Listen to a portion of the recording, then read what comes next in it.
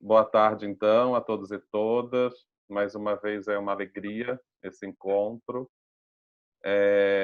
Eu queria começar, então, já que nós estamos, né, no nosso primeiro encontro entre grupos, de passar a fala para o Vander Alisson, para ele começar apresentando o GPAC. Né? É o nosso primeiro encontro, então acho que é bacana dar essa vez essa voz para o Fábio, né? Esse encontro e essa aliança que a gente tanto desejou que acontecesse, né? Hoje finalmente acontece. E então eu queria que o Vander Alisson começasse apresentando o grupo e na sequência eu apresento o Apotec. Pode ser? Vocês estão me ouvindo? Sim, ouvindo e vendo. Isso. Boa tarde a todos que estão presentes. É um enorme prazer ter vocês aqui conosco, juntamente com o GPA, que é a Apotec, né? Eu sou o Vander Alisson Dourado, sou ex-egresso da casa, né? Fui estudante de artes visuais, me formei ano passado, sou pesquisador do grupo de pesquisa em ensino da arte e contexto contemporâneo, que é o GPAC, que é vinculado ao NEPEA, que é o Núcleo de Estudos e Pesquisa e Ensino da Arte, do Centro de Artes da URCA, localizado na cidadezinha do Crato, aqui no interior. E a gente tem feito essas atividades, né, agora em parceria com a Apotec, para poder trazer essas discussões sobre produções e práticas artísticas LGBTIs, né? Então, o professor Fábio, junto com a Jussiele, conseguiu fazer essa amarração desses grupos em lugares bem distantes, né? Aqui no Cariri, no Ceará, e eles em Florianópolis. Então, a gente conseguiu tecer essa ponte para poder trazer novas discussões, trazer artistas, enfim, outras narrativas que podem ser aqui um pouco abordadas e discutidas. Então, nesse intuito, a gente organizou esse evento, né?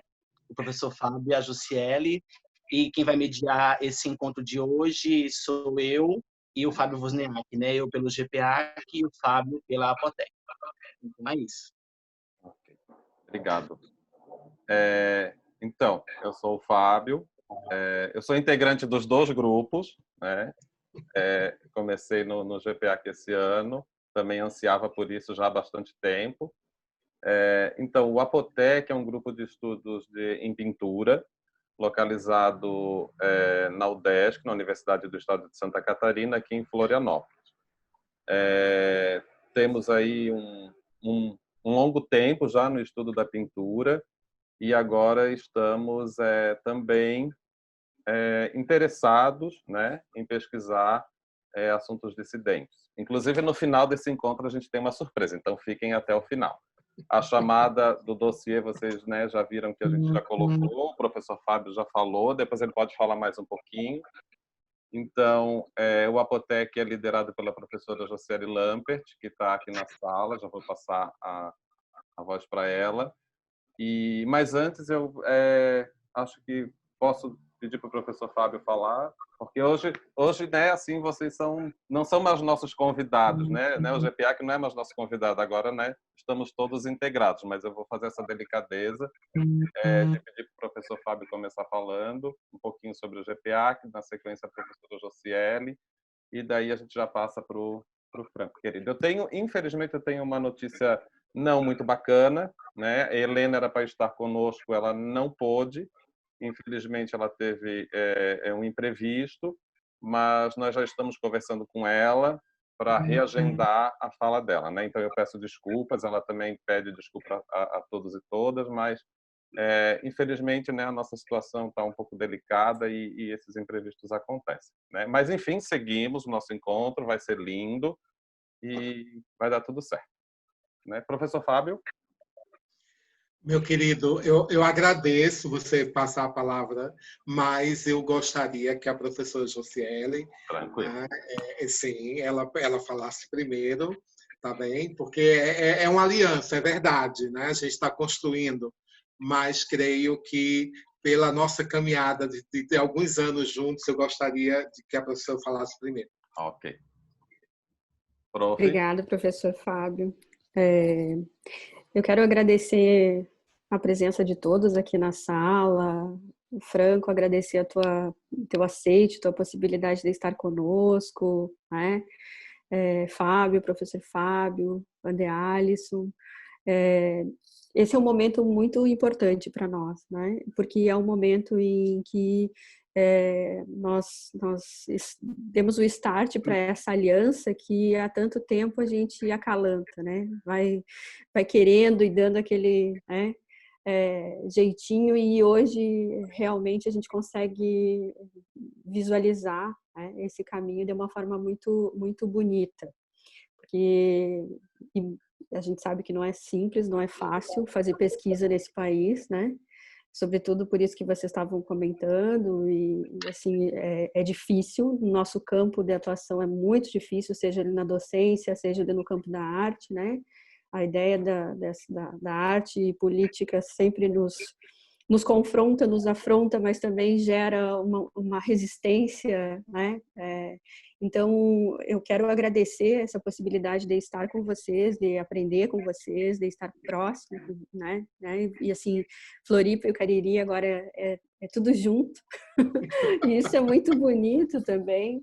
Eu quero dizer para vocês que eu gosto de pensar com a possibilidade de ter um grupo de estudos onde eu possa aprender e não ministrar aula, porque a ideia da pesquisa não é essa, né?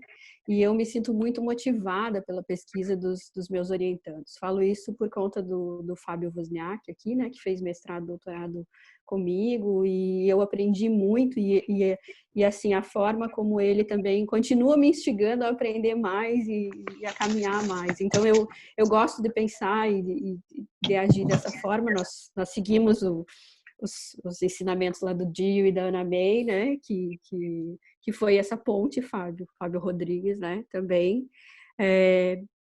Então, eu quero agradecer mesmo, e eu espero que esse seja o primeiro encontro formal, mas o primeiro de muitos que virão, né? E no final o Fábio vai trazer uma surpresa, vai apresentar uma surpresa, vai lançar uma surpresa, enfim, não sei, fiquem até o final mesmo, né? Não vou tirar esse gostinho dele de dar surpresa. Porque da outra vez ela anunciou, a primeira coisa que ela fez foi anunciar, né? Então, assim, eu não vou fazer isso, porque acho que essa deriva também de buscar outros espaços e outros diálogos, e aproximar também e construir esses outros espaços, né? Não se colocar o Apoteque à disposição de vocês, mas para estar junto, né? Também nós somos um grupo vinculado a uma pós-graduação, e eu acredito nesse grupo há uns 7, 8 anos, né, que eu insisto. Nós não temos um método, uma forma de fazer esse grupo funcionar, né?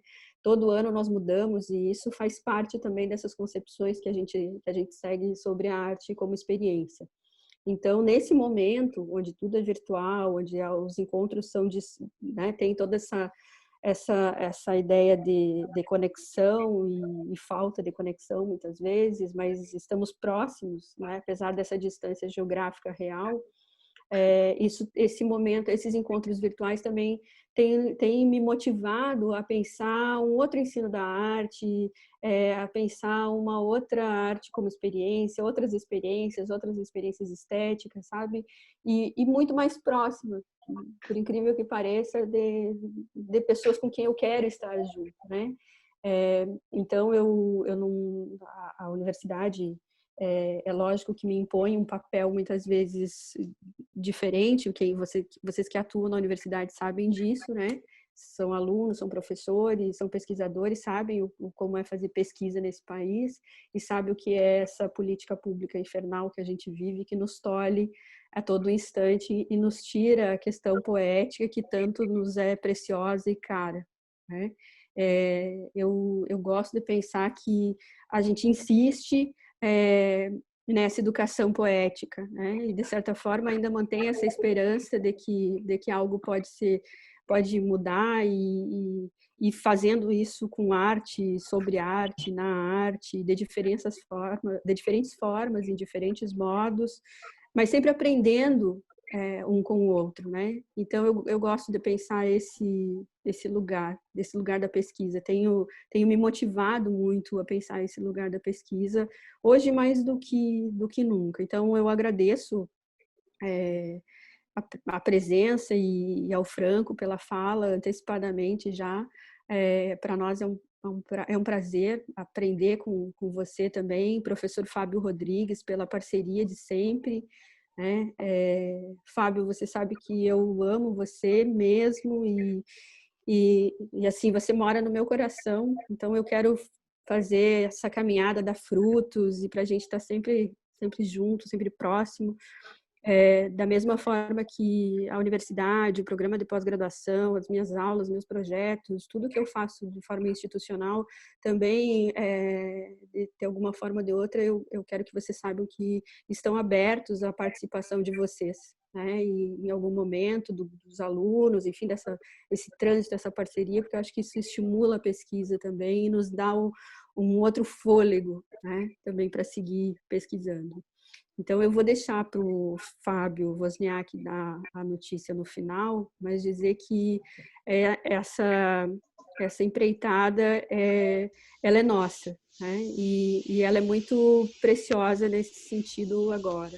Tá? Então, eu desejo que vocês tenham uma excelente tarde. Eu, infelizmente, Franco, não vou conseguir ficar e te ouvir todo o tempo, porque eu tenho uma menina de 3 aninhos em casa. Eu peço licença para vocês, porque a minha vida doméstica está atravessada, né? E hoje eu tenho uma atividade enfim, ela tem aula em casa agora, para vocês terem uma ideia. Tá a professora e 2 coleguinhas em casa nesse momento, e eu estou aqui fechadinha, isolada, com vocês todos, com 58 pessoas aqui. Então, eu não vou conseguir assistir tudo. Vou estar no meu celular, daquele jeito que vocês sabem, mas eu vou estar atenta também. Eu desejo uma tarde de trabalho ótima e acessem o nosso site para conhecer a surpresa lá que o Fábio tem, que vale a pena. Certo, queridos? Fábio, pode seguir. Obrigado, professor. Né, só para avisar que ontem, até 1h da manhã, né, eu e Josiele estávamos trabalhando. Hoje, 8h30 da manhã, nós já estávamos para receber um outro grupo, que nós estamos aí num processo de 3 dias de encontros pela manhã, estudando o DIU, e, enfim, também recebendo outras pessoas. Então, vocês nos perdoem se a gente cometer alguma leseira, assim, porque nós gostamos muito disso, né? Vivemos intensamente, mas a gente sabe que esses processos cansam e a gente está sempre muito preocupado com quem a gente recebe, assim. Então, e Josiele é mãe, né? Como ela disse, e tem ainda essa questão. Então, a gente entende, prof. Fique à vontade. Eu sei que Josiele é um avatar, então se eu precisar chamá-la nesse processo de aula com a filha aqui pelo celular, ela vai... Eu vou estar aqui. Eu vou estar aqui. Então, que a Josiele funciona assim, na madrugada, a qualquer hora. Então, é assim. Então, não estranhem qualquer coisa, né? Se de repente, do nada, ela aparecer assim, quase como uma entidade, mas é porque ela foi solicitada, tá? Professor Fábio. E assim, nós também não temos protocolos, minha gente. Então, quem quiser falar pode abrir o microfone, falar, né? Não combinamos nada, então é assim. Eu passo a falar para um, mas se o outro achar que o outro deve falar, ele se... É assim que nós funcionamos, tá? Professor Fábio, fique à vontade. Obrigado, querido. Bom, boa tarde a todas, todos e todas. Nós estamos hoje, como falou a professora Josiele, com o encontro, de fato, né, pensado pelos 2 grupos de pesquisa. E quando pensamos, a gente pensou, como sempre, nas madrugadas, porque parece que é o momento que a gente mais consegue produzir, né? A gente tem essa necessidade na madrugada de estar bolando coisas. E então, sempre que a gente vem pensando juntos, a gente vem pensando também em trazer outras pessoas para essas iniciativas, né? E então foi quando a gente pensou na madrugada de convidar o Franco, né? Reinaldo, como diretor do Museu da Diversidade Sexual de São Paulo, dada exatamente a sua importância histórica, né? No contexto do nosso país, como o primeiro museu, né? que abriga, né? Exposições de arte, exposições temáticas, revela artistas LGBTIs, né? Ao mesmo tempo que também promove, né? Uma série de iniciativas. Eu tive o privilégio, né? De estar com o Franco. Aliás, eu até quase não queria sair do museu, queria ficar lá. Eu até propus passar a fazer uma residência.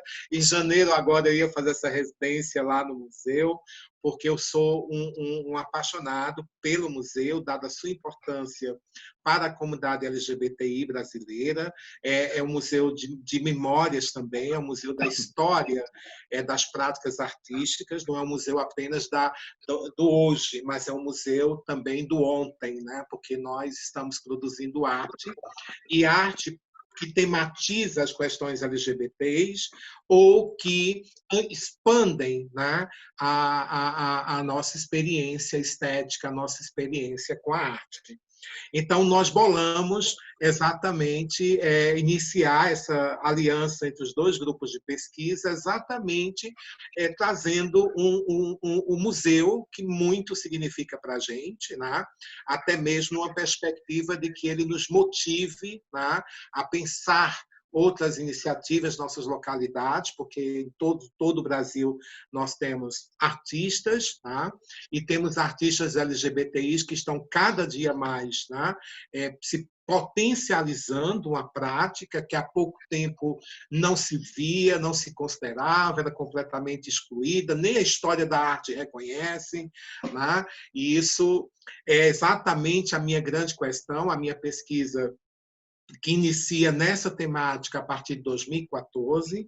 Eu comecei, na verdade, meu grupo de pesquisa tem início em 2007, quando eu retorno do meu doutorado, então inicio o grupo de pesquisa. O núcleo não, o núcleo já tem 20 anos, ele começou em 1999, e o grupo de pesquisa, sim, ele começa em 2007. Então, de 2007 até 2014, eu me ocupava da formação do professor e da professora de artes visuais, porém não me dedicava à questão LGBT nessa formação.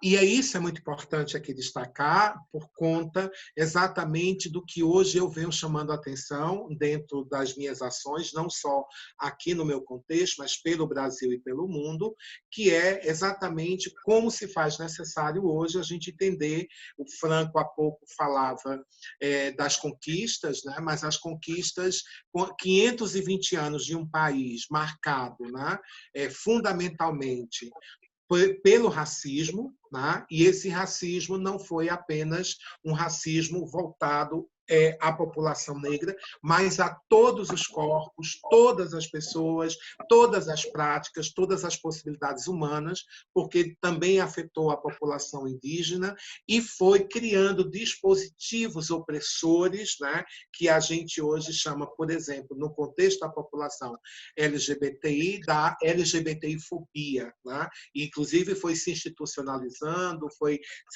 se colocando cada vez mais severa, e a prática da violência simbólica, da violência física, ao extermínio, né? Ou seja, a eliminar a presença do corpo físico dessa população, também foi se tornando mais severa e mais presente no nosso cotidiano. Então, nós chegamos a 2021 com essa questão que ainda não conseguimos superar. Então, em 2014, eu sofri LGBTfobia, né? E isso foi quando me provocou a entender que eu estava muito equivocado. Eu estava equivocado porque eu acreditava que estar no Centro de Artes, onde tem também pessoas LGBTIs, a homofobia não aconteceria, né? E que uma ação educativa na formação, ela reverberaria na escola e a gente contribuiria dessa forma. Então, quando eu sofri essa ação, que depois foi transformada numa intervenção artística, foi fantástico isso, a arte respondeu, eu vi a necessidade, então, de deslocar minhas pesquisas para que a gente desaprendesse sobre a prática artística LGBTI e que a gente aprendesse a importância dessa prática estar presente na sala de aula, no ensino de arte. Então, começa a primeira pesquisa, muito voltada ao ensino das artes visuais e à escola sem homofobia. Depois, passamos para uma outra pesquisa voltada ao poder LGBTI, ao ensino das artes visuais, as utopias pedagógicas, e hoje nós estamos pesquisando o ativismo LGBTI, o ensino das artes visuais e as utopias pedagógicas na América Latina, porque nós nos voltamos para a América Latina. Então, nesse contexto, né, então já tem os pesquisadores que saem do grupo de pesquisa, estão dando continuidade. O Vander Alice é um dos que faz parte, que fez uma monografia que eu chamo de dissertação, porque o que nós estamos fazendo na nossa área são verdadeiras pesquisas que ultrapassam o limite, né, do TCC, pelo conteúdo, pela metodologia utilizada, pela pesquisa empírica que é feita. E temos também, que estão na sala, né, outros pesquisadores, como o Wellington Gomes, como o Lucas Ville, o Lucas Oliveira. Também temos os atuais bolsistas do grupo e outros integrantes do grupo pesquisa que estão aqui. Então, creio que essa tarde vai ser uma tarde para nós, né, os dois grupos de pesquisa, a partir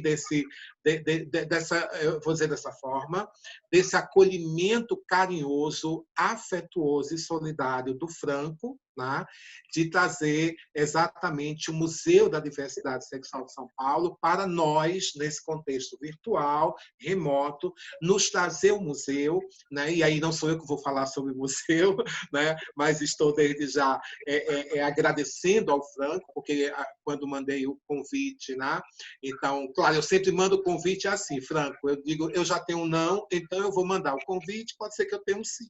Aí acontece de eu ter um sim, então eu fico hiper feliz, mas eu sempre mando dizendo, eu já tenho não, então se for não, eu não tenho que chorar, né? E aí quando eu recebo o sim, eu começo a pular de alegria.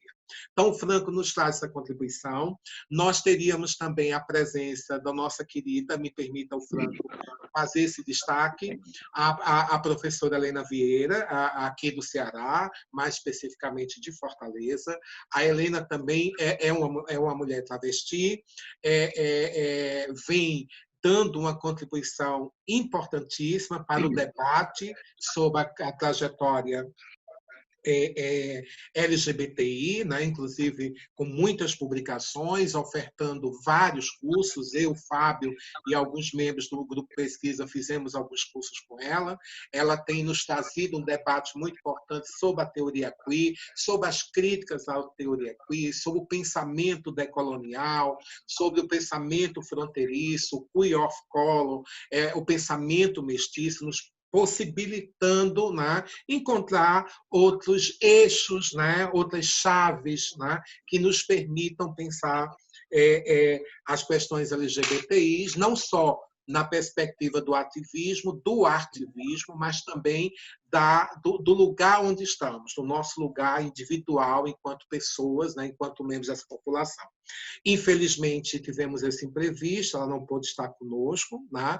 Já estamos negociando, como falou o Fábio Wozniak, para um outro momento. E agora eu só tenho a agradecer mais uma vez a Josiele por esse nosso amor, né, que se revela dessa forma, que é a forma que ele sabe amar, né, tem sido essa, de impulsionar possibilidades. Ao Franco, desde esse momento, já quero renovar meu amor por você. Tá? Hoje uma amiga me perguntou se, quando eu digo que amo, eu estou pautado pela matriz judaico-cristã. E eu respondi para ela que eu não tive essa formação judaico-cristã. Né? Tentaram, mas eu não consegui ser obediente, eu sou muito desobediente. Mas o meu amor, ele tem raízes mais profundas e muita ancestralidade. Então, né, nessas raízes profundas e nessa ancestralidade, o meu amor é pela presença do humano, onde eu me torno humano com ele.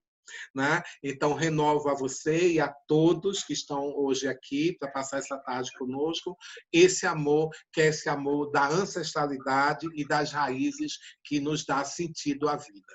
Então, passa ao Fábio e ao Vander Alisson para que façam, então, agora, né, o acolhimento ao nosso Franco e a gente possa ouvi-lo, que é o que a gente veio fazer hoje à tarde. Um beijo muito grato. Beijo, axé. Então, eu acho que, Franco, a gente deixa que os nossos convidados eles se apresentem, então fica à vontade, né? Nós não temos assim um limite de horário fechado, nosso tempo aqui a gente trabalha num tempo mítico, a gente trabalha no tempo de Exu mesmo, então fale até onde você sinta que está satisfeito e a gente depois conversa. Eu só vou pedir que as pessoas mantenham seus microfones desligados pela questão do ruído, não porque não podem falar, né? Então sintam-se à vontade em ligar os seus microfones e na hora que acharem que é legal falar, podem também, não tem problema nenhum. Tem o bate-papo também. A gente sempre prefere que as pessoas falem, né? É mais interessante, mas sintam-se à vontade também para escrever, a gente está aqui atento no bate-papo. Eu vou colocar o Vander Alisson também como anfitrião, daí ele também tem acesso aqui no bate-papo e eu e ele ficamos atentos a isso. Eu esqueci de colocar... Gente, é que assim, eu sou uma bicha emocionada, então assim, eu esqueço dessas coisas técnicas, né? A orientadora me lembra que eu tenho que gravar o encontro, então... mas é assim, tá? Eu sou uma bicha emocionada, eu fico... né, porque é o encontro que a gente deseja muito. Então, quando uma coisa que a gente deseja muito acontece, a gente fica meio desorientado. Então, é normal, né? Mas, assim, eu já vou colocar o Vander Alisson aqui como anfitrião também, ele já tem acesso ao bate-papo, tá? Vander Alisson, se tu quiser falar também antes do Franco, fica à vontade, tá? Aí a gente já pode passar para o Franco e ele começa. Fábio, antes do Vander Alisson e do Franco falar, deixa eu só comentar uma coisa, porque eu posso esquecer. Eu adorei o ursinho, viu, Franco? Também já vi.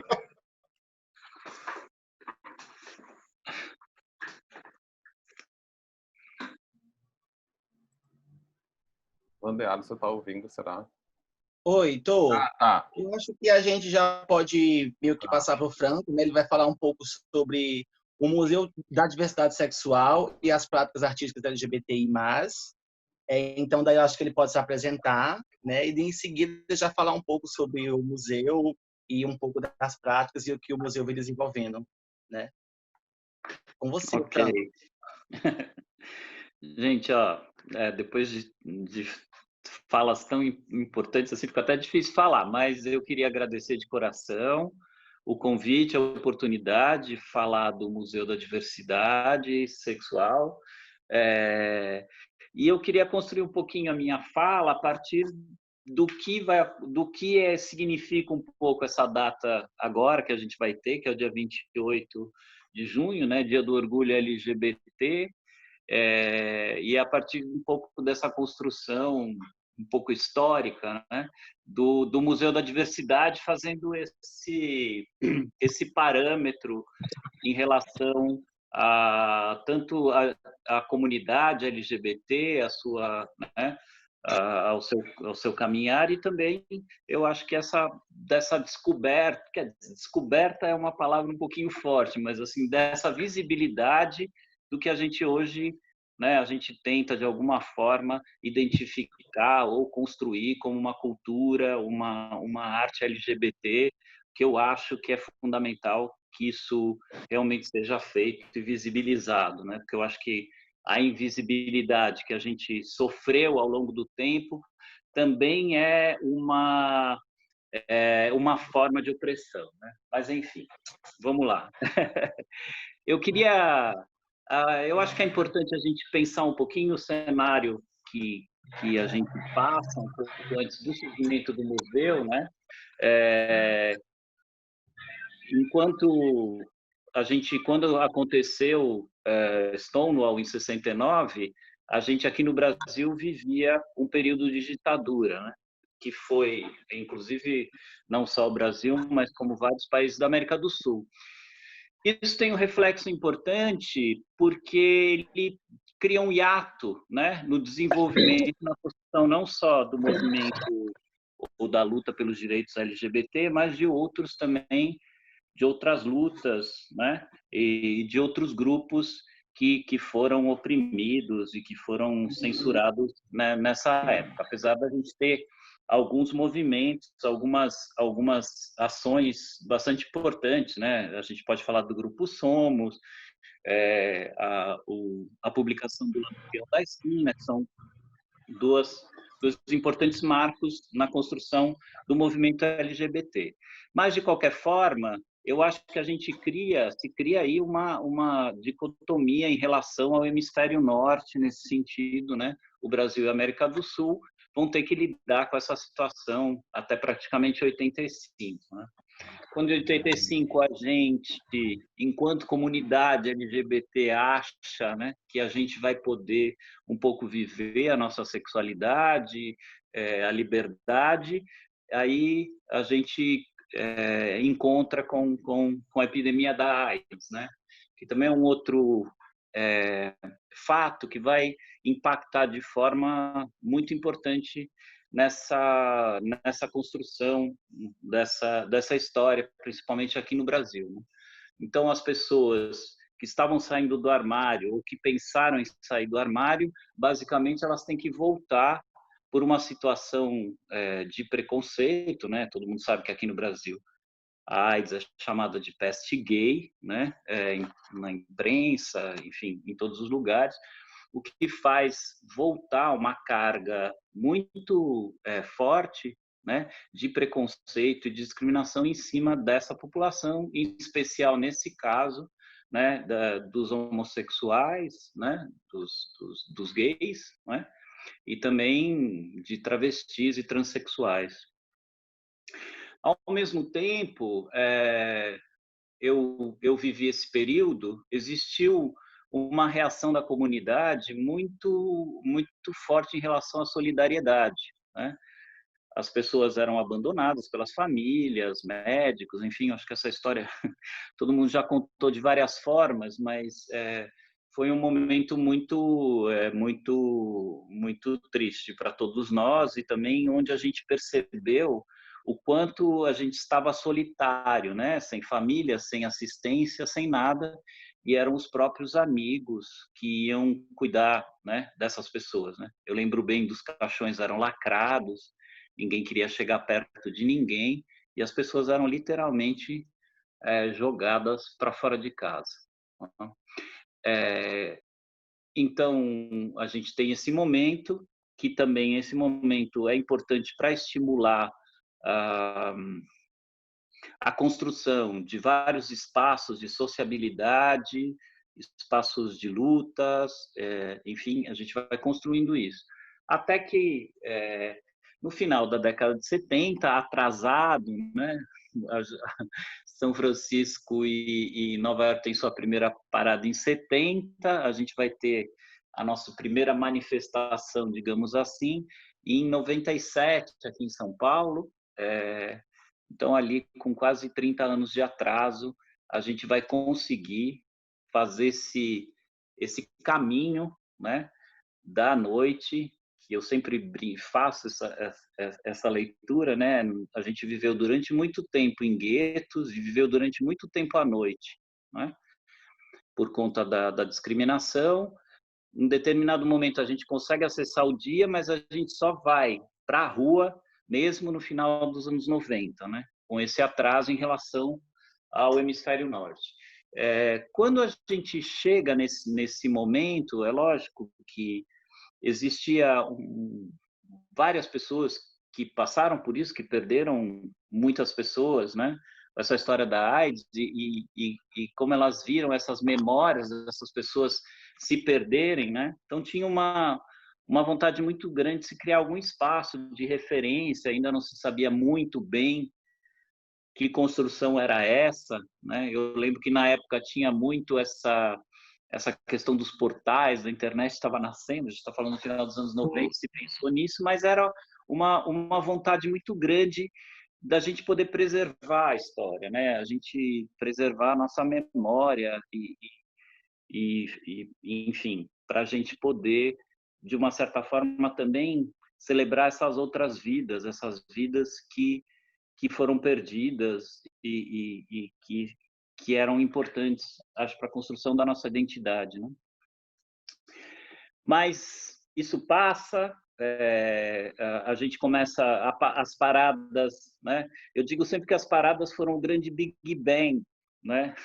No sentido figurativo da criação de direitos e políticas públicas para a nossa comunidade, né? Hoje as pessoas criticam muito as paradas em relação, eu já ouvi de tudo, né? Carnaval fora de época, tal, mas eu acho que a gente tem que compreender as paradas, a sua importância como esses atos de visibilidade massiva, né? Quando a gente pensa na comunidade LGBT, existe uma característica que é muito particular, né? Que é o fato da gente não ter necessariamente um marco identitário visível, né? Quando a gente vai falar sobre comunidade negra, mulher, jovens, enfim, quando a gente fala da questão étnico-racial, geracional, a gente consegue identificar essas pessoas fisicamente, né? Quando a gente fala na comunidade LGBT, parte dela é identificada, né? Isso, de uma certa forma, né, em períodos de violência, de discriminação, acabou protegendo um pouco essa comunidade. Mas é bom a gente lembrar que protegeu uma parte, né? Eu nunca vou esquecer de uma mesa, uma roda de conversa que eu tive com a Renata Carvalho, uma atriz transexual, né, travesti, aliás, se identifica como travesti, e alguém da plateia perguntou para ela: eu sou gay, mas eu não vejo necessidade de me auto-identificar, me afirmar, enfim, né? E ela falou: então, enquanto você não se identifica, não saia do armário, quem apanha sou eu, né? E isso é uma fala muito, muito, muito importante, né? Eu acho que as pessoas, a gente, enquanto LGBT, não tem o direito de se esconder ou ficar dentro do armário, porque isso vai ter um significado na vida de outra pessoa, né? De outra LGBT, né? E então, voltando um pouco, as paradas, elas significaram, né, a visibilidade dessa população, né?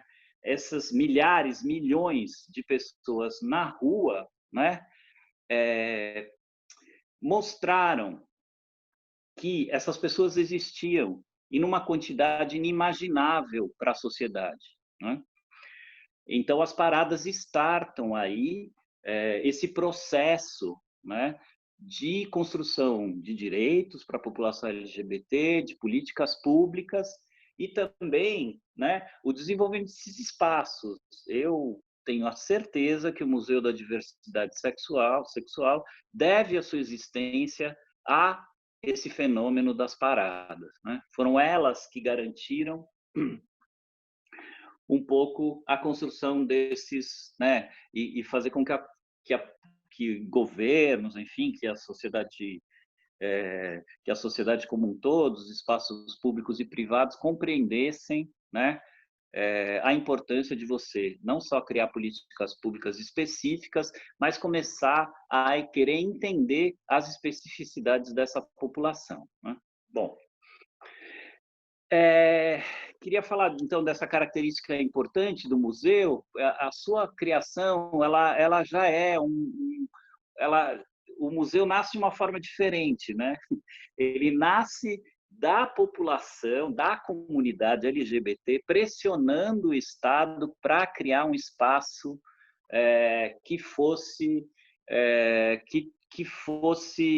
que tivesse uma identificação com essa comunidade, né? Isso parte do princípio que a gente não se enxerga nos espaços, né, tradicionais, nos museus tradicionais, que a gente não se identifica e que era importante a gente ter um lugar, né, para a gente falar sobre e para a nossa comunidade, né? A gente, então, um grupo de pessoas, de ativistas, né, buscam espaços e buscam a interlocução com vários órgãos públicos. A gente fala com a Prefeitura de São Paulo, a gente corre atrás do Estado, e quando a gente encontra lá no Estado essa possibilidade de se criar. Não, e aí a gente já tinha muito claro que a gente queria um museu da diversidade sexual. E por que museu? Porque a gente entendia, né, que essa estrutura chamada museu era importante e tinha um significado enquanto estruturas tradicionais que a gente queria, de alguma forma, né, se incorporar, mas também subverter em relação a esse imaginário que as pessoas têm, né, muito também sobre esses espaços museológicos, né? Então, quando a gente pede a criação do museu, esse grupo que vai, a secretaria, a secretaria, na verdade, quer dizer, na época teve muito questionamento, né? Para que o museu LGBT? Se tem um museu para gays, tem que ter um museu para hétero. A gente sofreu todo tipo de preconceito, enfim, na negociação. Em vez deles criarem um museu, eles criam um centro, um nome pomposo, que era Centro de Cultura, Memória e Estudos da Diversidade Sexual, né? É um nome bonito, mas não era o que a gente queria, né? Então, desde o princípio, a gente usa, né, da mesma estratégia que as pessoas, né, as pessoas travestis, transexuais, né, usam. A gente colocou o nome social, né? A gente nunca chamou de Centro de Cultura e Memória, a não ser nos documentos oficiais. Ele sempre se chamou Museu da Diversidade Sexual, porque era assim que a comunidade queria que ele fosse chamado e que ele fosse visto e entendido, né? Então, para vocês terem uma ideia, o museu nasce em 2012 e é só no final de 2018 que a gente consegue um decreto da secretaria mudando essa nomenclatura e passando o museu, né, museu, para a unidade de museus. Inclusive, a gente ainda está fazendo essa passagem, né?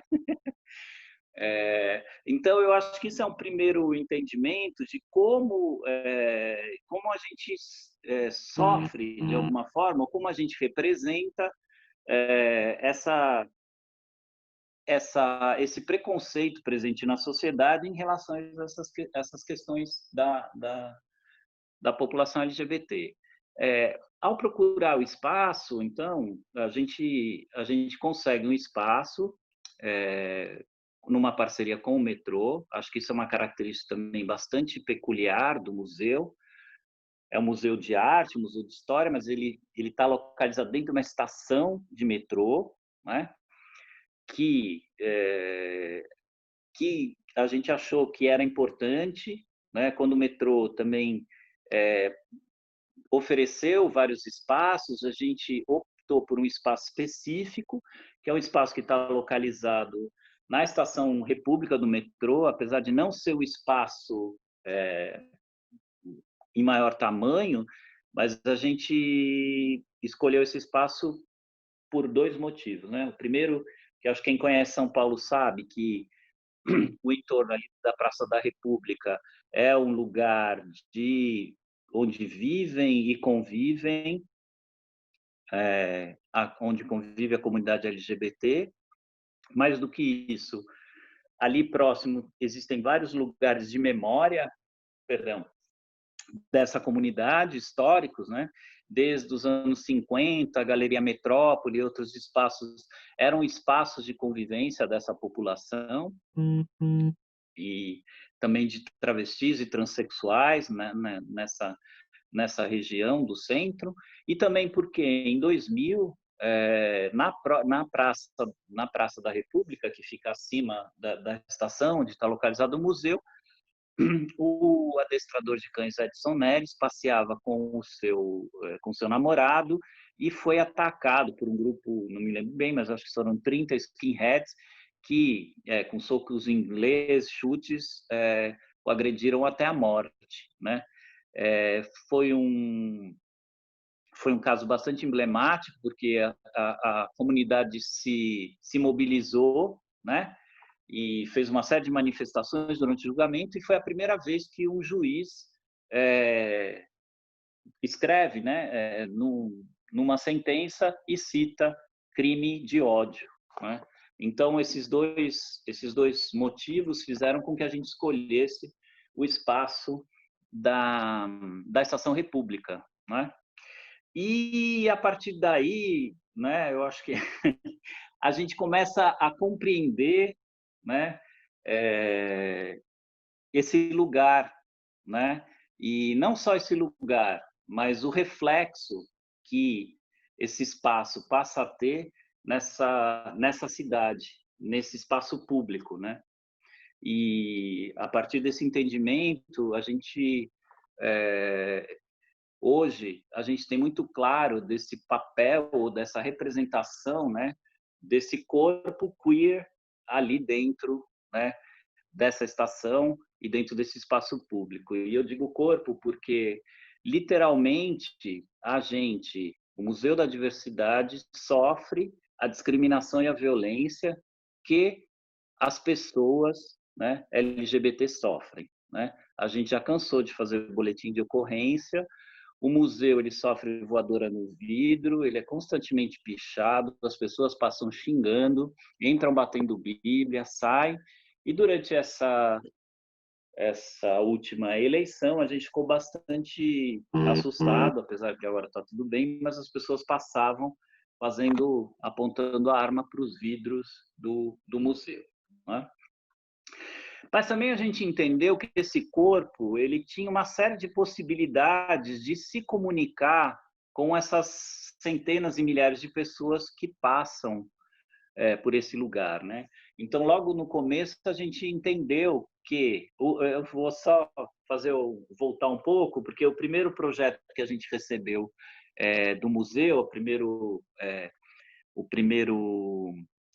projeto gráfico, ele fechava é uma loja, né? É uma loja que está cercada por corredores, e esse designer, esse arquiteto, fechava tudo com uma coisa preta, né? Uma adesivagem preta, e só tinha e a porta para entrar no museu remetia a uma porta de armário, né? E quando as pessoas viram esse projeto, falaram: não, gente, a gente já vive no armário, né? A gente não quer entrar de novo no armário, né?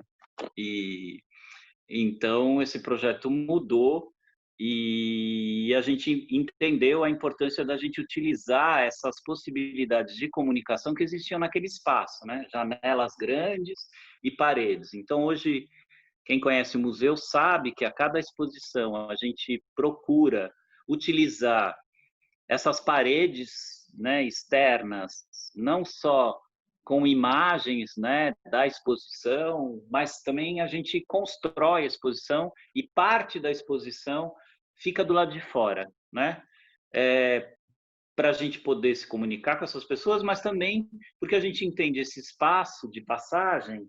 Muitas vezes, né, as pessoas estão indo para o trabalho, voltando, e elas têm acesso ou alguma imagem pelos vidros, ou algum texto, ou, enfim, outras possibilidades que a gente tenta utilizar ali. Por exemplo, a gente fez uma exposição sobre a vida e a obra do Caio Fernando Abreu, e a gente imprimiu vários bloquinhos com folhas destacáveis, e a gente colou isso nas paredes do museu, e as pessoas passavam e arrancavam. E nessa brincadeira a gente conseguiu distribuir ali milhares de textos do Caio Fernando Abreu, né? Eu acho que outra característica muito importante do museu é que, desde o começo, a comunidade queria que esse espaço fosse realmente inclusivo, né? E esse significado de inclusivo, para nós, era muito que ele fosse gratuito e que ele não tivesse nenhum tipo de impedimento ou barreira para que as pessoas pudessem entrar, né? eu acho que essa é uma característica bastante peculiar, porque todos os museus que a gente conhece, a maioria deles, né, são esses prédios, né, quase que blindados, né, e que para você poder entrar existe uma série de barreiras, né. Isso pode parecer para algumas pessoas algo que não tenha significado, mas a gente percebeu que para a maioria das pessoas isso é muito grave, né? Por que eu digo isso? Porque lá no museu, como ele não tem nenhuma barreira, nada, as pessoas entram, né? A gente está num lugar de passagem, as pessoas entram, e as pessoas falam assim, aqui é um museu? E a gente fala, é o primeiro museu que eu estou entrando. Isso para a gente é gratificante, porque a pessoa está entrando no primeiro museu e é um museu LGBT. E isso também faz com que a gente tenha uma experiência de mediação muito particular, porque a gente está no centro da cidade de São Paulo, e que é um lugar também bastante excludente, né? E ao mesmo tempo você tem ali uma população, né, de excluído que convive nessa área. Então o museu ele tem essa rotineiramente, né? A gente tem visitantes moradores de rua e todo tipo de pessoas em vulnerabilidade ali, né? E algumas histórias são muito bacanas para a gente, né? A gente tinha uma moradora de rua que era travesti, que ia sempre lá, e ela ia sempre quando abria exposição, ela ficava de olho e ela entrava, né? E ela ficava prestando atenção na visita do educador, e depois ela ficava na porta se oferecendo para fazer a visita para os visitantes, né? E foi uma experiência muito rica para a gente, né? Agora, há um tempo atrás, a gente nunca mais a viu, ela desapareceu, enfim, a gente não sabe muito o que aconteceu com ela. Mas isso nos ensinou muito, né? De compreender o nosso espaço e de compreender o nosso privilégio, né? E também de compreender a importância que a gente, enquanto espaço cultural, a gente tem em relação a essas pessoas, né? E isso, para a gente, é uma missão que a gente tem, né? A gente tem algumas dificuldades, lógico, tem sempre o oposto da moeda. Quando a gente faz alguma exposição com obra de arte, né, a gente já avisa o artista, né, que a gente não tem seguro enfim, existe a possibilidade, nunca aconteceu, né? A única coisa mais séria que aconteceu no museu é que um morador de rua, numa exposição, inclusive acho que foi nessa do João Silvério, ele desmontou a TV e estava levando embora a TV, e a gente falou, olha, a gente, né, não pode levar a TV, mas ele devolveu. Mas nunca aconteceu nada mais sério, mas existe esse risco, a gente sabe disso. Então, quando a gente tem obras assim, a gente deixa claro para o artista que, né, existe esse risco. O nosso museu é muito particular em relação a isso, né? Eu acho que outro apontamento importante que eu gostaria de fazer, assim, em relação o que a gente acha de mais importante no museu é o nosso núcleo de ação educativa, né? E aqui eu volto um pouquinho, porque que também a comunidade queria que esse museu estivesse tivesse uma ligação com o poder público, né? Tivesse essa chancela, né?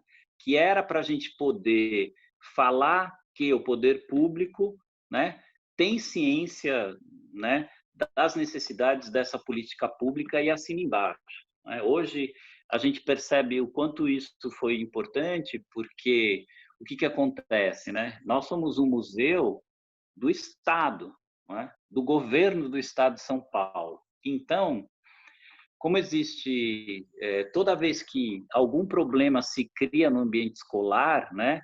Ou seja, a escola pública tal está tendo problema com uma criança trans. O que ela faz? Ela leva todo mundo para fazer essa discussão no Museu da Diversidade Sexual, que é o museu do governo do Estado de São Paulo, né? Então, isso cria uma zona de conforto, né, para as escolas e para os professores poderem debater essa temática, que nem sempre ela é possível, né, no espaço escolar, né? E isso foi muito importante para a gente e a gente tem muito carinho por esse programa que a gente tem do Núcleo de Ação Educativa, né? Outro programa que eu gostaria de citar é que a gente sempre procura, de alguma forma, todas as exposições do museu, a gente tem um programa de itinerância e a gente tenta fazer as exposições circularem pelo interior do estado, pelo interior e litoral do estado de São Paulo, né? Então, nesse processo, o projeto existe, se eu não me engano, desde 2014. A gente já circulou por mais de 100 municípios do interior do estado e a gente já conseguiu levar essas exposições para mais de 200 mil pessoas, né? Então, isso para a gente também é um projeto muito importante.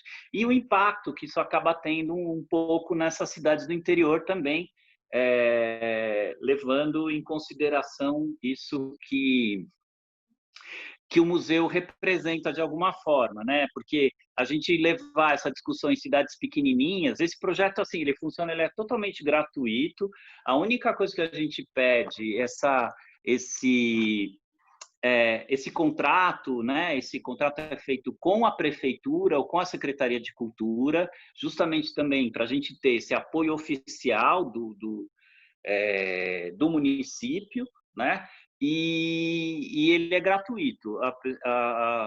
O município se responsabiliza somente pelo transporte, é totalmente gratuito. E mesmo assim, com essas chancelas das secretarias de cultura, a gente teve algumas experiências bastante sui generis, né? Em Votuporanga, a exposição, eles têm uma feira de literatura muito importante, e a gente ia levar uma exposição que a gente tem, que eu já aproveito e conto um pouco das experiências do museu.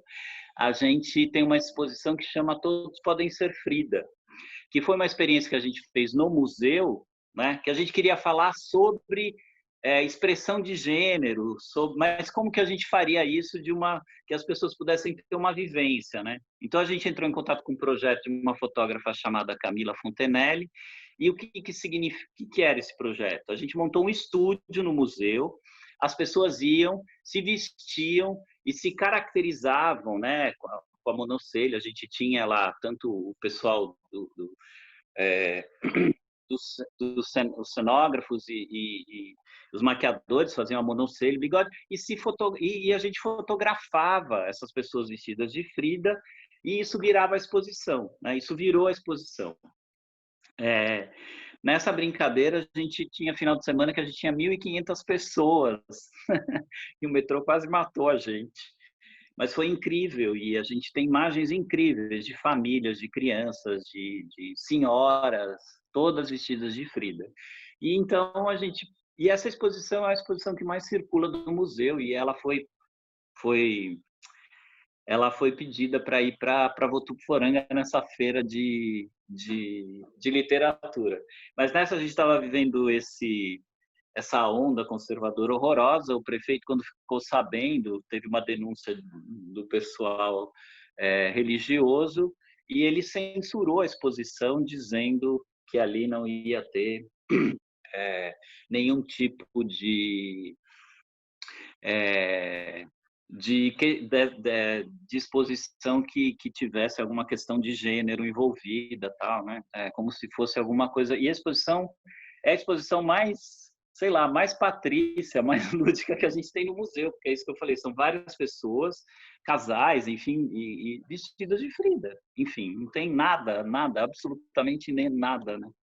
E isso foi tão também incrível porque a própria cidade reagiu e um grupo de mulheres se juntou, montou na praça um estúdiozinho, e as pessoas iam lá e se vestiam de Frida e fotografavam, né?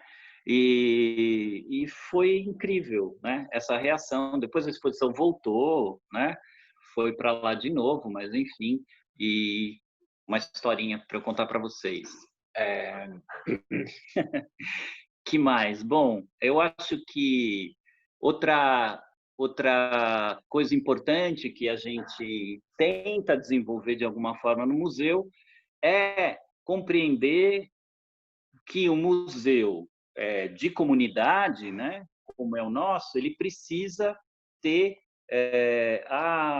ser tomado, ser utilizado pela própria, né, sociedade, o grupo que ele representa. Então, o museu desenvolve desde sempre uma série de atividades, né, com essa população, discussão, e a gente compreendeu num determinado momento que a gente precisava ter um espaço para que essa comunidade utilizasse. Então, o museu antes ficava aberto até às 8, hoje a gente fecha às 18, e a partir das 18 a gente tinha um espaço para ser ocupado pela comunidade. O que significa isso? Por exemplo, às terças-feiras a gente tem um ensaio do coral LGBT, que é um coral que existe aqui em São Paulo. Então, eles ficam lá cantando e todo mundo que está no metrô para ficar escutando o coral cantar. É uma cena incrível que acontece às terças-feiras.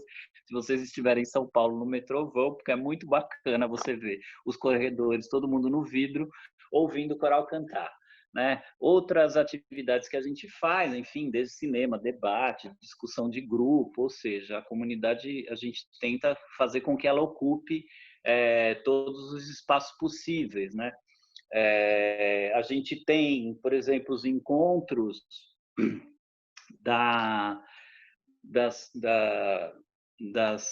o encontro de idosos, né? LGBT lá. E quando a gente começou esses encontros, né, o menino que coordena o grupo, né, veio falar para mim e falou assim: só que a gente faz os encontros, eu não sei se é possível no museu, porque eles gostam de ter uma comidinha, todo mundo leva alguma coisa e faz essa reunião, né? E nos outros espaços, às vezes que a gente quer visitar um museu, não pode. E como fica no museu? Eu falei: pode sim. E a gente faz esse encontro porque a gente acha que é mais importante a comunidade ocupar esse espaço, né? Uma postura nossa também, ocupar o espaço, do que a gente ficar impedindo de ter algum farelo. Claro, depois a gente se organiza e vai, né? E a gente limpa, arruma tudo, né? Depois da coisa. Mas é uma outra forma que a gente tem de se posicionar em relação a algumas questões tradicionais, né? Que em geral acontecem nesses espaços que a gente conhece, né? E eu acabei me perdendo aqui, mas eu acho que é um pouco por aí que eu queria falar, né? Eu acho que o museu hoje ele tem um reconhecimento importante para a própria comunidade, para a própria sociedade aqui em São Paulo e no Brasil, e a gente agora está partindo para uma outra questão que a gente acha fundamental, que é a construção de um acervo, né, de memória, porque a gente acha que isso também é fundamental, da gente preservar nossa história, nossa memória enquanto comunidade, né? Sem memória, a gente não tem identidade, né? Então hoje o museu tem um acervo bastante significativo. A gente abriga o acervo da Parada de São Paulo, a gente abriga vários acervos de personalidades importantes, como a Cláudia Wonder e outras, né? Celso Cury, a gente tem algum material do João Silvério Trevisan, enfim, a gente tem ali hoje aproximadamente 7.000 objetos, né? Enfim, materiais físicos, e a gente tem aproximadamente, se eu não me engano, 50 a 60 mil itens de acervos digitais, né? E a gente está nesse processo agora de referenciar todo esse material para poder disponibilizar ele numa plataforma que a gente tem, para a gente disponibilizar isso para a sociedade, né? Isso deve acontecer até o final do ano, a gente deve ter essa plataforma. E aí eu queria finalizar que aí nesse momento de pandemia que a gente está vivendo, né? A gente ficou muito preocupado em como a nossa população, como os nossos artistas estavam lidando com isso, né? E a gente resolveu fazer uma prática, que isso também é importante, eu esqueci de citar. A gente tem uma prática muito, talvez, peculiar também da ocupação do nosso espaço, né? A gente entendeu que seria importante que esse espaço fosse ocupado, como eu falei, pela comunidade.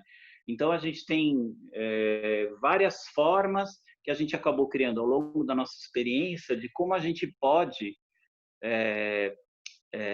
garantir que artistas utilizem o espaço, né? Ele é um espaço pequeno, então, quando as pessoas vinham pedir para ocupar o espaço, é muito complicado você decidir fazer uma exposição desse ou daquele artista. Então, a gente criou alguns mecanismos, são chamamentos públicos, né? Por exemplo, a gente tem um que chama Diversa, que é o seguinte: a gente abre esse chamamento a cada dois anos, para que as pessoas se inscrevam e apresentem projetos que tenham, né, como tema orientações, identidades e expressões de gênero dissidentes em todas as linguagens que são possíveis, né? Nessa última que a gente teve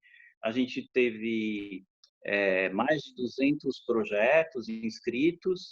A ideia é que a gente coloque 10, mas a gente teve que colocar 18 num espaço de 100 metros quadrados, e a exposição é muito rica também, porque ela traça um panorama de artistas que estão, de uma certa forma, entrando no mercado, e a gente percebeu esse papel um pouco importante do museu para ele também ser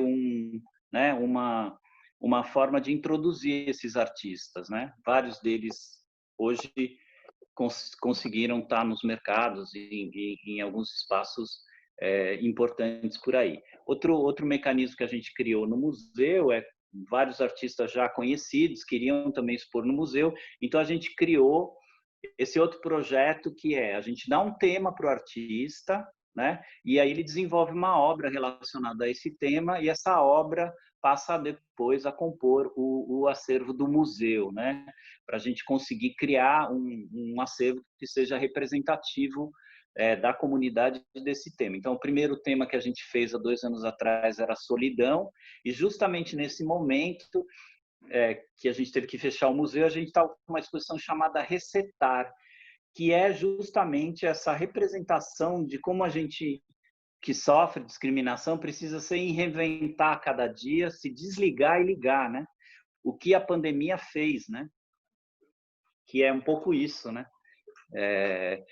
E então, em relação à pandemia, a gente ficou muito preocupado com a nossa população e com os artistas, e a gente pensou, claro, todos os museus, todos os espaços estão abrindo seus arquivos, acervos e fazendo uma série de atividades, mas a gente tentou pensar em qual ferramenta ou qual dessas, né, dessas possibilidades virtuais, digitais, enfim, para a gente poder criar alguma coisa, né? Então, e a gente percebeu que vários artistas LGBT estavam criando nesse momento, né? Então, a gente, de novo, abriu um chamamento público na mesma perspectiva desses outros que a gente faz, e a gente chamou para essa exposição que está em cartaz, que chama Queer Antena, Queer Antena, que é a junção da palavra queer, lógico, com quarentena, né? E a gente ficou bastante impressionado. A gente abriu isso rapidinho, ficou uma semana, a gente recebeu 348 projetos do Brasil inteiro e também de fora do país, e a gente montou essa exposição que tinha a seguinte motivação, né? Artistas LGBT que produziram trabalhos durante o isolamento social. E foi incrível a gente perceber, né, como fica muito evidente nos trabalhos essa relação que existe entre o que a gente está vivendo agora nesse isolamento, quer dizer, que todo mundo está vivendo nesse momento de pandemia, de isolamento, né? A questão da solidão, da exclusão, e como isso faz parte da rotina da população LGBT, né? E eu acho que é por isso que muita gente quis falar e falou, né? Então, para finalizar, que eu falei bastante, eu queria convidar todo mundo a visitar essa exposição. Ela está no Google Arts and Culture e também está numa plataforma que a gente tem no site do museu, que é o mds.org.br. Enfim, queria agradecer novamente de coração essa oportunidade de falar. Eu estou um pouquinho emocionado, eu até falei para o Fábio que minha mãe está hospitalizada nesse momento, então talvez a minha sinapse está um pouquinho difícil, porque eu estou bastante preocupado com ela lá, mas queria agradecer novamente de coração a oportunidade de falar. E é isso. Imagina, nós que agradecemos. Eu já coloquei aqui todo o site do museu, o Instagram, o Facebook, também já foi colocado a essa plataforma da exposição. Então, as pessoas já estão tendo acesso. Eu acho que nós podemos agora abrir para perguntas. Professor Fábio, é que o professor Fábio sumiu daqui. Tá, o professor Fábio está aí? Tá, achei. É que as janelinhas correm. Professor Fábio, tu quer comentar alguma coisa? Posso ir para as perguntas? Não, eu acho mais importante ir para as perguntas, as pessoas conversarem com o Franco. Agora, dado nossa solidariedade, querido, nesse momento, com sua mãe, espero que possa, né, se recuperar e voltar a casa e ao convívio de vocês. Gostaria só de saber o tempo que para ele, para o Franco, né, que ele pode ficar conosco, porque como aqui no chat tem muita coisa, né, e as pessoas podem querer usar o microfone também, então saber o tempo dele, tá bom? Isso. E aí, a partir da resposta dele, você e Vander Alisson conduzem. Tá. São 5h25. Tu Tá. acha que quanto tempo a gente consegue mais? Uns 15, 20 minutos? Por favor, se for possível isso, eu agradeço. Eu controlo aqui, então, tá? Vander Alisson, tu quer pegar as perguntas aqui do chat? Tu tá com acesso, tá? Tá, eu tô olhando aqui, pergunta mesmo, só vai ter uma, eu acredito. Os outros são algumas pontuações. A apresentação do coral deve ser lindo. O museu é o mundo é um museu, vive esse espaço que não se blinda, mas que se abre para ser habitado. É lindo ver isso acontecer. Aí daí tem os links, aí tem uma pergunta aqui, Franco. Gostaria de saber se o museu tem reserva técnica, como se dá a organização das exposições no que se refere à representação do outro. As mostras se constituem como mostras colaborativas? Essa é a pergunta da Rosângela Brito, ela é docente da UFPA. Tá, vamos lá. Obrigado pela pergunta. A gente tem uma reserva técnica, ela não é, com toda sinceridade, totalmente adequada, mas a gente também teve uma preocupação, como eu expliquei há pouco, muitas vezes essas memórias são descartadas, né? Então, qual é o papel da gente, enquanto instituição, de deixar que essa memória se perca, ou esse acervo, né? Então, como estratégia também, compreendendo que duas coisas são fundamentais nessa decisão que a gente acaba tomando. Uma é que o Estado, em geral, não tem, né, muito apreço, ou não dispõe de recursos para que a gente possa cuidar desses acervos. E segundo, entendendo também que é um acervo delicado e que a qualquer momento eles podem se perder, eu acho que a gente tem uma experiência em São Paulo, na cidade de São Roque, que tem o acervo de uma figura muito importante para nós, que é o Darcy Penteado, um artista, ativista, e que está se perdendo justamente por uma incompreensão e um governo conservador que tem lá, né? A gente entendeu por bem que a própria comunidade toma conta do seu acervo. Então, se criou na comunidade uma associação que chama Diversa, que inclusive é quem propõe essa exposição, e ela é quem gerencia, quem é dona do acervo. Ela é constituída por membros da comunidade, por associações, então tem lá a Associação da Parada, Aliança, enfim, representantes de várias associações, e o museu, em comodato, ele tem um comodato que garante que ele possa utilizar esse acervo, disponibilizar para a sociedade, para pesquisa, e que ele possa também publicizar esse acervo. Então, em relação à reserva técnica é essa. Então, existem várias formas da gente fazer exposição, existem sim várias exposições que são colaborativas, eu posso citar algumas, por exemplo, num determinado momento a gente achou que era fundamental a gente abrir espaço para esses movimentos que existem aqui em São Paulo, da periferia, dos coletivos. Então, a gente chamou os coletivos e deu espaço para que eles criassem. Isso causou algum problemas, porque nós, enquanto museu, nós temos prazos então são tempos muito diferentes, dos coletivos e da gente enquanto instituição, que precisa cumprir as metas, enfim, do governo. Mas foi uma experiência absolutamente imprescindível, e a exposição que apareceu se chamava Textão, e eram textos e textos incríveis desses coletivos da periferia, A gente tem outras experiências coletivas, por exemplo, a gente fez uma exposição sobre as paradas que chamava Com Muito Orgulho, E a gente tentou construir ela um pouco como as paradas são construídas, As paradas são construídas de forma colaborativa, onde cada um ajuda de alguma forma no que ele sabe, no que ele pode, e constrói isso junto. Então, a gente fez a mesma coisa, a gente abriu um chamado, quem quisesse mandar imagem de paradas, a gente, a princípio, ia fazer uma seleção e ia montar a exposição. A gente recebeu mais de 1.500 imagens do mundo inteiro. Inclusive, tem uma história incrível. O primeiro-ministro do Canadá fez questão de mandar uma foto dele na parada. A gente tem essa imagem lá.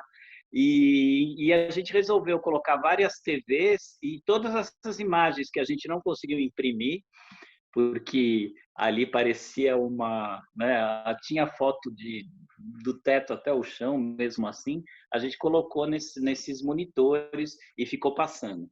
Eu acho que essas são algumas das exposições, para não me alongar, que a gente tenta fazer de forma colaborativa,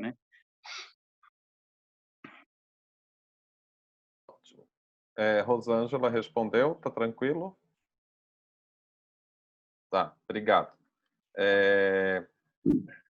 Mais alguém? Alguém quer fazer pergunta? Pode ligar o microfone, fique à vontade.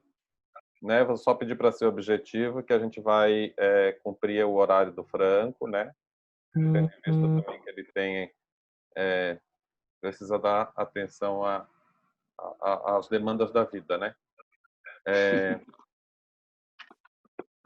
Fiquem à vontade para ligar. Professor Fábio, tu quer comentando enquanto isso? Que eu sei que tu deve estar cheio de coisinha para comentar, e o tempo é curto, E eu vou te colocar... Não, eu não tenho... a fala do Franco, inclusive, é uma fala doce, suave, Uhum. Ele nos envolve, ele nos leva para dentro do museu, Notas que é uma pessoa apaixonada por esse grande projeto, Porque ele nos envolve. A gente está aqui e ele vai falando e a gente começa a ter imagens, do ambiente, das situações. Quando eu estive com o Franco, e aí me lembro que ele comentou comigo então sobre o projeto de um outro espaço, que pudesse então abrigar, acho que vai até a somar com a pergunta da Rosângela Brito, lá da UFPA, a possibilidade, então, de um outro espaço. E a mídia publicizou exatamente, todos nós tivemos acesso a que há um palacete ainda em São Paulo, e esse palacete, então, foi cotado para abrigar o museu, dado o seu volume, né? E ele vai crescer ano após ano, isso é inevitável, né? E então, depois a gente viu que houve uma outra, né, uma outra ideia, tal. E aí eu acho que seria interessante, se o Franco ainda tiver o tempinho, que ele falasse das perspectivas que se anunciavam nesse momento de sair lá da estação e ocupar um espaço que abrigue essa reserva técnica, que melhore, condicione melhor essa reserva técnica, com profissionais especializados na conservação e restauro, que expanda as salas de exposição e possa ter várias exposições ao mesmo tempo. Na verdade, né, seria repensar a estrutura física do museu. Então, eu lembro desse projeto, ele comentou comigo também, mas aí, como é que ficou? Existe essa possibilidade ou, novamente, o lugar que nós temos é o museu onde ele se encontra hoje, na estação? Então, existem duas coisas. A gente tem uma memória afetiva ali com a estação, a gente não vai largar dela nunca, não. Até o museu, quando recebeu essa falou assim, mas vocês não vão sair daqui? Não, de jeito nenhum. Ali é um espaço muito importante para a gente, eu acho, porque eu acho que ele é um universo ali, né? Né? A Paulista é chique, né? É bacana, é importante, é fundamental também para a gente, mas aquele espaço é o que a gente, né, acha que é com quem que a gente tem que falar, né?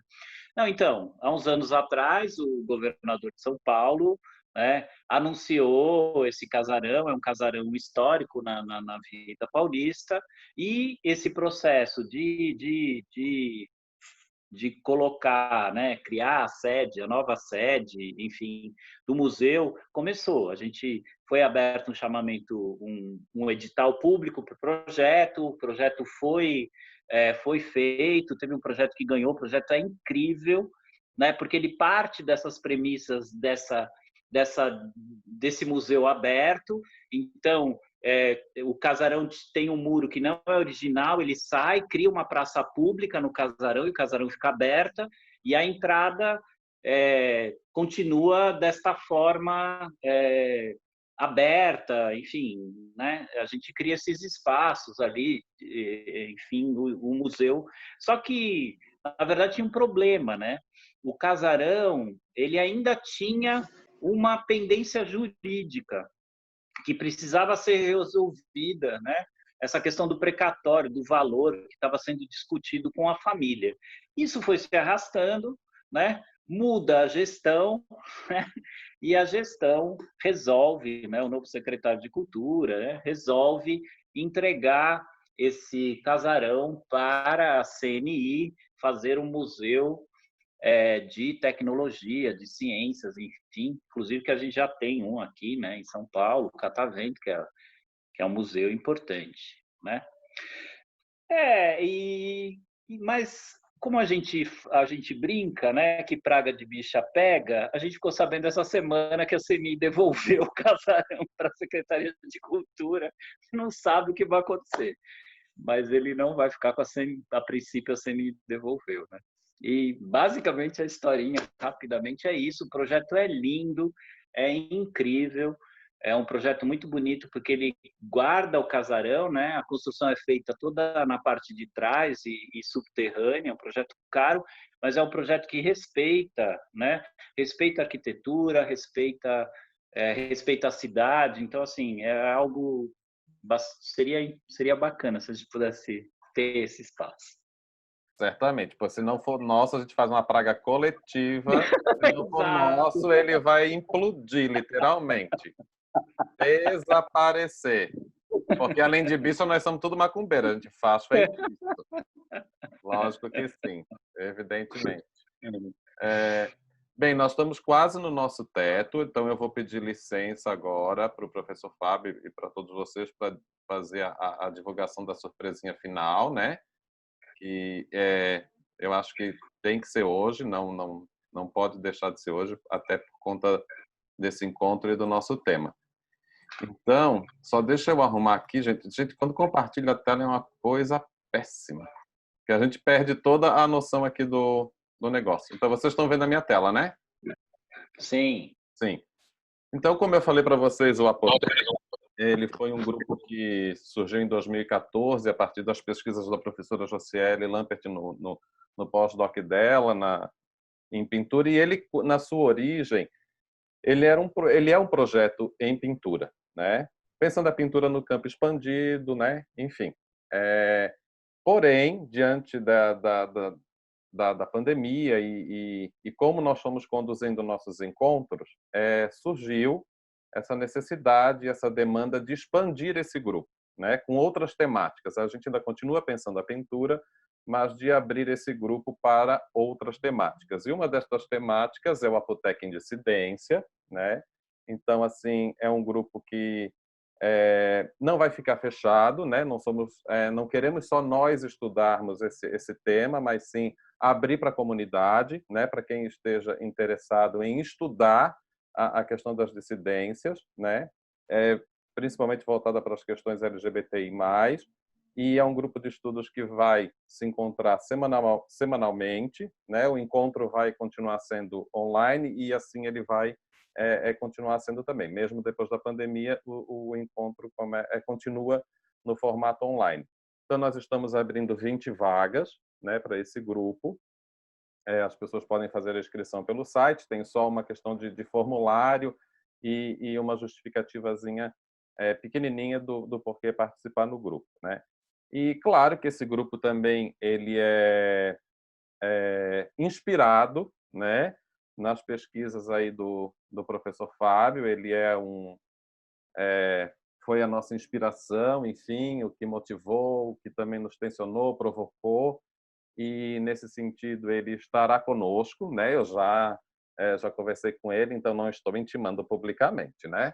Mas eu estou só tensionando, né, para que todos saibam que ele estará conosco. Então, enfim, não tem como voltar atrás. E o nomezinho dele, inclusive, está lá.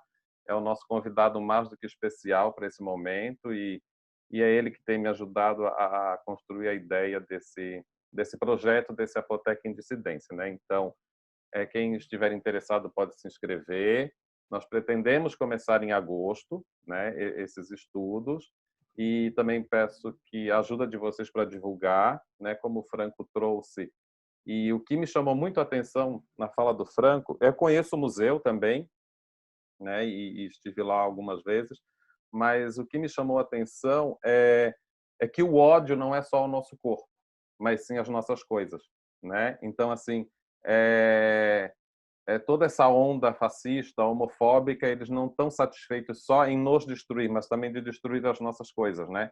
É o apagamento da memória, né? Então, quando o Franco vem com essa fala do museu, eu tenho certeza que é um espaço de resistência e que também deve contar com a nossa colaboração para a permanência e a continuação desse projeto, que sim, eu sou apaixonado pelo museu, né? Eu gosto muito e sim, né, nos emociona, nos comove, porque quem é LGBT sabe que é o que eu falo, né? A pandemia está aí, mas a gente já vem se protegendo há muito tempo, né? Então, assim, botar uma máscara também, o que é botar uma máscara para nós se nós tivemos alguns de nós que viveram no armário durante muitos anos, né? Por medo de violência, enfim, e várias outras questões que nos intimidam, né? A não nos assumirmos, né? Mas, enfim, eu acho que a nossa luta ela é cotidiana, né? E diária, estamos aí sempre.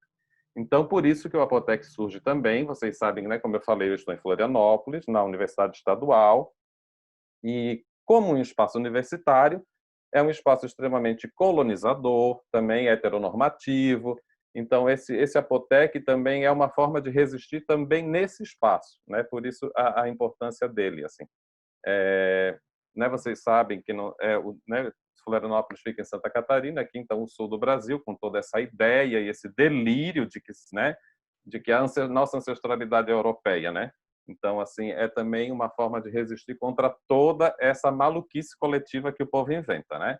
Porque, enfim, às vezes nem nos reconhecemos como latinos. Então, um dos objetivos desse grupo é focar a América Latina, né? Permanecer e estudar a América Latina. Isso é bem importante. Então, quem vier já sabe que nós vamos estudar a América Latina. A Europa, nesse momento, não nos interessa, os Estados Unidos também não, a não ser para tensionar as coisas que eles vivem tentando nos fazer engolir e, enfim, e até cobrir a nossa existência, né? Apagar a nossa existência e as nossas especificidades. Então, é um convite que fica aberto, eu peço que vocês nos ajudem a divulgar, certo? Eu passo a palavra agora novamente para o professor Fábio, vou deixar que ele faça o fechamento e comente também do nosso Apotec em Dissidência. Bom, parabéns, né? Porque o momento hoje... A Josiele quase falou, viu? Quase, ela repetiu umas 4 vezes que no final tinha uma surpresa, Sim. Mas é porque ela estava já falando. Tá? Como ela fez com o lançamento do dossiê, que quando a gente viu, né, já estava... Né, enfim, ela se antecipa. Parabéns pelo lançamento. Eu acho que para a Josiele, como para mim, né, o que a gente pensa, e eu acho que algumas filosofias mais antigas, né, que tem outra base de compreensão dos saberes, né, dessa construção de saberes, que não é a construção de conhecimento, é a construção de saberes, né, nos ensinaram que existe uma diferença entre saber e conhecer, né? E isso levou a determinar quem tem o pensamento dominante e quem não tem o pensamento dominante, portanto, é o dominado, né? E há outras filosofias nos mostram exatamente que a existência desses saberes, o aprender com esses saberes, né, desaprender também com esses saberes, faz, então, com que a gente possa ir mais adiante, né? E em várias direções também, não só o adiante no sentido frente, né? Mas também em várias direções. Então, para mim, o Apotec em Dissidência é a existência do Apotec, né? O grupo de pesquisa da professora Josiele, mas que esse grupo, então, ele passa a ter outros braços, porque outras demandas surgem, outros interesses, né? Começam a mexer com as pessoas que fazem parte do Apotec no seu primeiro momento. Então, esse braço agora que vai tratar da arte latino-americana feita por artistas LGBTIs, né? Então, acho que isso é algo importantíssimo. O próprio Franco nos dá um exemplo disso em toda a sua fala sobre o museu que tem um acervo, né? Então, um museu que tem uma memória, e não é só a memória da arte, mas a memória das pessoas, né? Da literatura, né? Porque não é só das artes visuais, porque a gente lida com as artes visuais. Então, no momento que o Apotec, com esse braço, é lançado hoje, você sendo o mediador desse grupo, me parece que é exatamente isso que a gente está apostando, né? A gente não aposta que vamos viver eternamente num lugar, a gente aposta que vamos ter mobilidades e que outras pessoas também tenham mobilidades, né? Que se reinventem cada dia mais, né? Eu creio que o Apotec em Dissidência é exatamente isso. Ele não deixou de ser Apotec, mas ele vai se dedicar a um campo de pesquisa, um recorte necessário, fundamental, hoje para o contexto latino-americano. Então, muito grato por estar fazendo parte, né, com você e com Josiele, grato também por reconhecer o trabalho que a gente vem desenvolvendo aqui no interior do Ceará, que eu vou trazer o Franco para ver essa experiência aqui, logo que puder, logo que possa, Gato, não posso dizer que é agora, porque ninguém pode prometer nada agora. Mas assim que diga, sim, podemos nos abraçar, então vou trazê-lo para conhecer nossa região, nossa universidade, nosso centro de arte, o trabalho que a gente vem desenvolvendo, porque tem sido uma ação minha e da professora Renata Felinto, que vem aí de São Paulo, vem fazer parte do nosso corpo docente. A gente tem ido e temos também recebido pessoas aqui, é necessário, e então espero poder ter você aqui muito em breve, porque o breve que eu me refiro não é o já, mas é o breve que nos assegure estar junto, abraçar, né? E sentir o outro, como a gente... Nordestino adora abraçar, você sabe. A gente tem essa característica. A nossa performatividade é visível, nosso corpo está o tempo todo falando por nós. Então, quero muito que isso aconteça. Então, Fábio, parabéns. Acho que o encerramento não é minha fala, mas sim do nosso convidado. Né? O que eu posso apenas dizer é a minha gratidão, novamente repetir a renovação do meu amor. Espero que as pessoas que estão na sala tenham ficado muito satisfeitas, conhecerem um pouco mais o museu, né? Porque quando você entra no site, você agora entra ouvindo o Franco falando no seu ouvido, que o site, né, você vai navegar, mas você tem essa voz nos dizendo cada momento, cada instante vivido, né, como uma luta, né, gerou essa instituição e ela agora se reinventa também com a exposição virtual. Então, ao Franco e a todos vocês, muito grato ao Wander Alisson, né, de estar conosco, representando o GPAC, né, nessa tarde, e de outras iniciativas que virão, e acho que agora é o Franco que deve, então, encerrar essa tarde conosco. Ok. Wander Alisson, tu quer falar? Não, acho que pode passar para o Franco. Ele que é a estrela aqui. Não, eu queria agradecer de novo, dizer que eu estou emocionado e eu acho que é nada mais, acho que importante nesse momento que a gente celebra, né, o orgulho, entender esse orgulho como algo que precisa existir nas nossas vidas, né? Porque como é difícil a gente se reconhecer, se ver, e eu acho que a gente entender esse orgulho como algo que é muito importante para a gente poder ser visível, né? Viver as nossas vidas e ser respeitado e ser entendido e ser incluído, incluída, incluídes, né? Eu acho que é isso. Eu acho que é muito importante a gente ter consciência também do nosso papel nessa sociedade, principalmente a gente que tem privilégio, né? Eu como branco, né, cis e homem gay, eu acho que é muito importante a gente entender o nosso privilégio e fazer disso uma ferramenta para tentar dar a mão para outras pessoas e puxar elas para esse lugar. É isso. Muito obrigado de coração. Eu aguardo todo mundo no museu e que a gente possa ocupar esse e outros espaços. Um beijo no coração de todo mundo. Obrigado. Bom dia do orgulho. Obrigado, assim, nós que agradecemos, Franco, assim, a generosidade, a fala tranquila, né, que nos convoca. Agradeço também ao professor Fábio, também renovo o meu amor, ele sabe disso. A professora Josiane também, que é uma pessoa que eu amo muito, que está sempre comigo aí desde 2012, né? Estamos aí construindo. Não é fácil, né?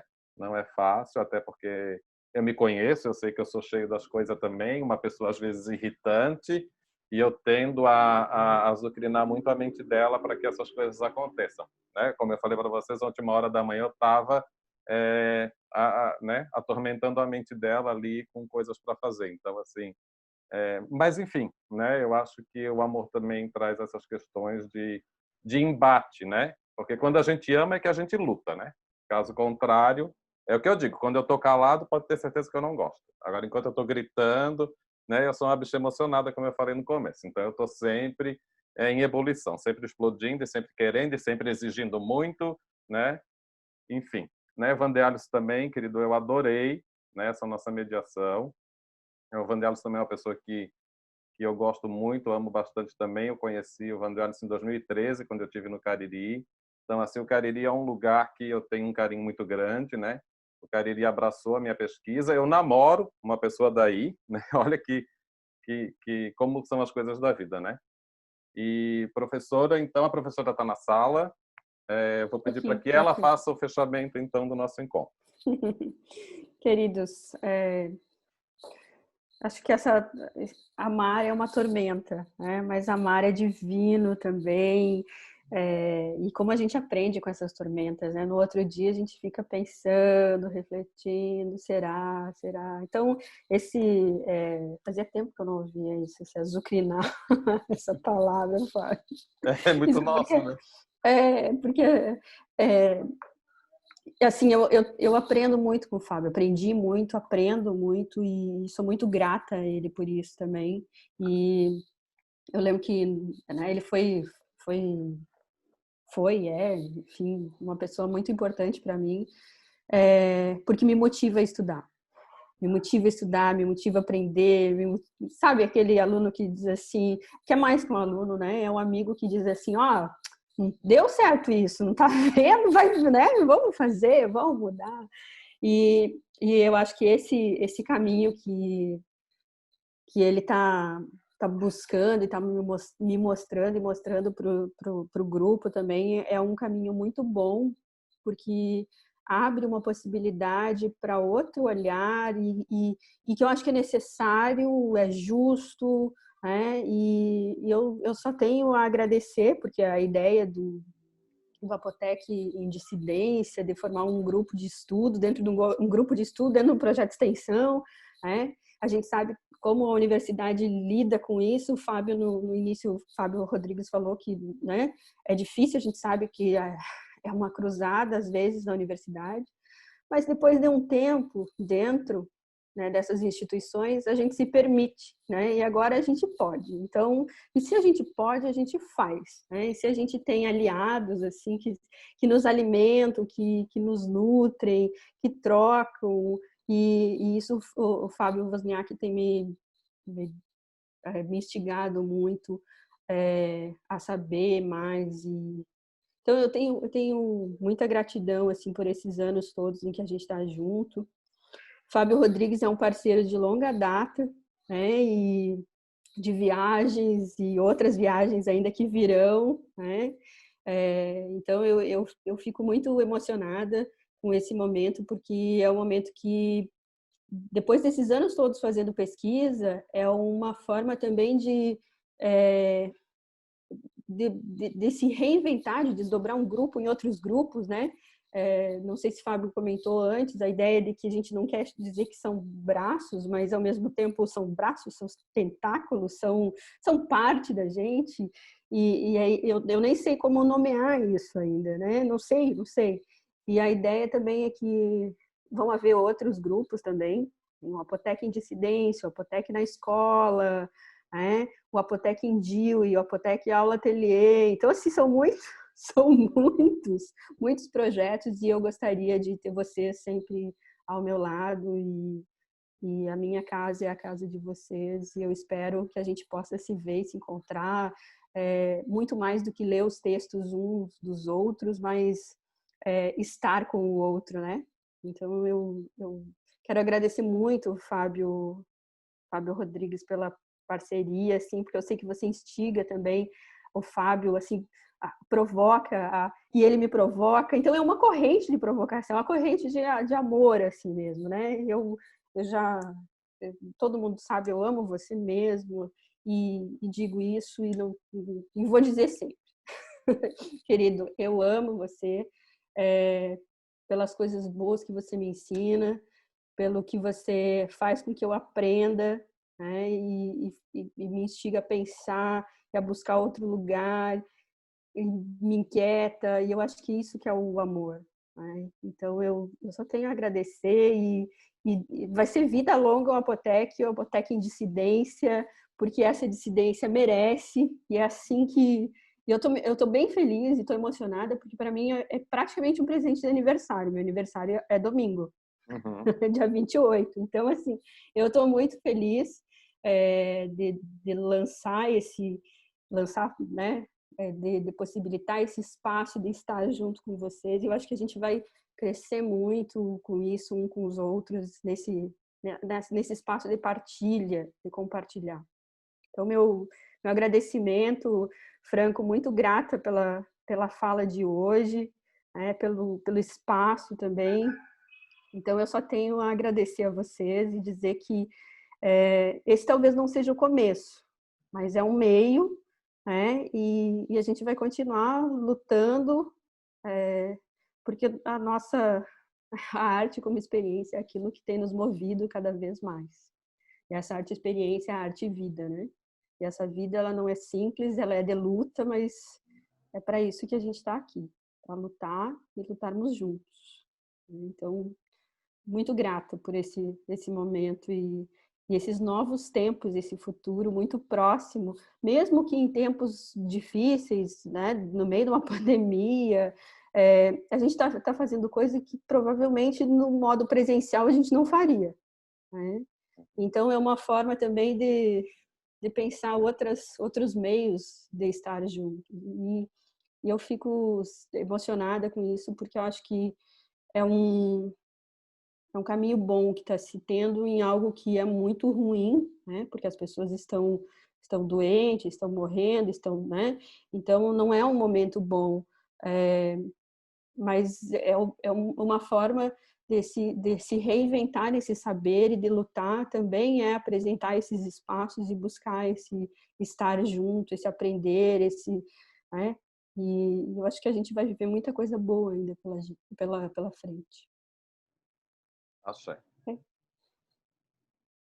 Achei. Vocês viram que a gente não vai parar, né? Não vai ser fácil, né?